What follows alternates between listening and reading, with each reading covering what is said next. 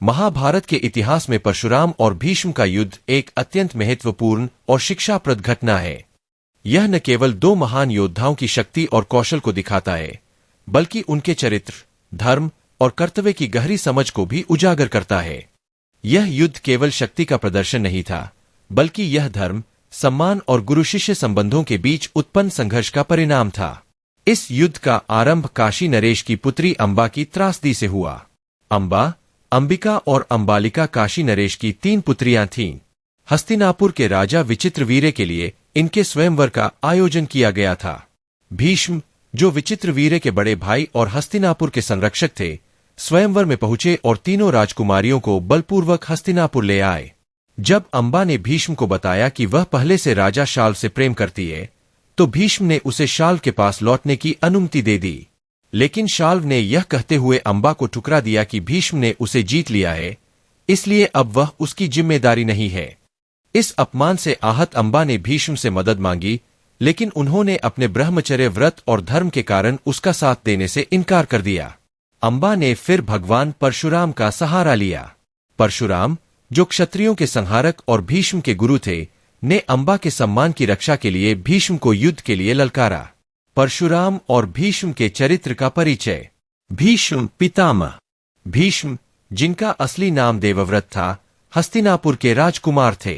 उन्होंने अपने पिता शांतनु के सुख के लिए आजीवन ब्रह्मचर्य का व्रत लिया और हस्तिनापुर के राज्य की रक्षा के लिए अपना जीवन समर्पित कर दिया। वे महान योद्धा, आदर्शवादी और धर्म के प्रतीक थे। परशुराम। परशुराम भगवान विष्णु के 6ठे अवतार माने जाते हैं। वे ब्राह्मण होते हुए भी महान योद्धा और क्षत्रियों के संहारक थे। उन्होंने कई बार पृथ्वी को क्षत्रियों से मुक्त किया। वे भीष्म के गुरु भी थे और अपने शिष्यों को धर्म और न्याय की राह दिखाने वाले माने जाते थे। युद्ध का कारण। अंबा के जीवन में आए दुख और अपमान ने ही इस युद्ध की नींव रखी। परशुराम ने अंबा की सहायता करने का निश्चय किया और भीष्म को चुनौती दी। यह चुनौती 2 धर्मानुकूल व्यक्तियों के बीच थी। परशुराम न्याय के लिए लड़ रहे थे, जबकि भीष्म अपने व्रत और कर्तव्य के प्रति समर्पित थे। युद्ध का वर्णन। यह युद्ध कुरुक्षेत्र में हुआ और 23 दिनों तक चला। दोनों योद्धाओं ने अपने अपने श्रेष्ठ शस्त्रों और दिव्यास्त्रों का प्रयोग किया। युद्ध का वर्णन महाभारत में विस्तार पूर्वक किया गया है। प्रथम दिन। पहले दिन परशुराम ने भीष्म को अपने धनुष बाण से पराजित करने की कोशिश की।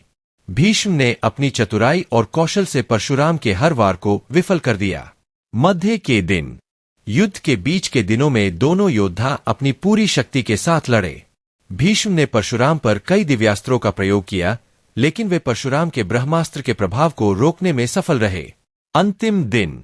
23वें दिन, जब युद्ध अनिर्णीत लग रहा था, भीष्म ने एक विशेष अस्त्र का प्रयोग करने का निश्चय किया, जिसे प्रासुप्त अस्त्र कहा जाता था। यह अस्त्र परशुराम को निष्क्रिय कर सकता था, लेकिन देवताओं ने हस्तक्षेप कर इस अस्त्र के प्रयोग को रोक दिया। युद्ध का परिणाम। इस युद्ध का कोई स्पष्ट विजेता नहीं था। परशुराम और भीष्म दोनों ही अजेय थे।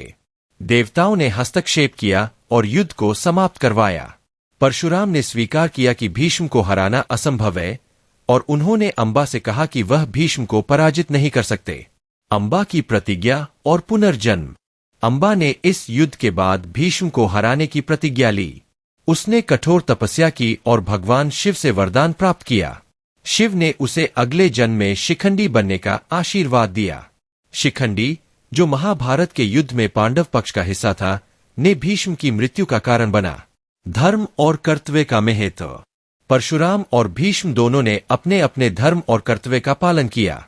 परशुराम ने अपने शिष्य के विरुद्ध न्याय के लिए लड़ाई लड़ी, जबकि भीष्म ने अपने व्रत और धर्म की रक्षा की। महान योद्धाओं का आदर्श। इस युद्ध से यह सिद्ध होता है कि महान योद्धा केवल अपनी शक्ति के लिए नहीं, बल्कि अपने आदर्शों और सिद्धांतों के लिए पहचाने जाते हैं। अहंकार और प्रतिशोध के परिणाम। अंबा की कहानी यह सिखाती है कि प्रतिशोध की भावना जीवन में कई समस्याओं का कारण बन सकती है। निष्कर्ष। परशुराम और भीष्म का युद्ध केवल एक सैन्य संघर्ष नहीं था, बल्कि यह धर्म, न्याय और कर्तव्य के गहरे सिद्धांतों का परीक्षण था। यह घटना महाभारत के उन अध्यायों में से एक है जो हमें जीवन के जटिल नैतिक प्रश्नों पर सोचने को मजबूर करती है। भीष्म और परशुराम के बीच का यह युद्ध यह संदेश देता है कि सच्चा योद्धा वही है जो अपने धर्म और आदर्शों के लिए खड़ा रहता है।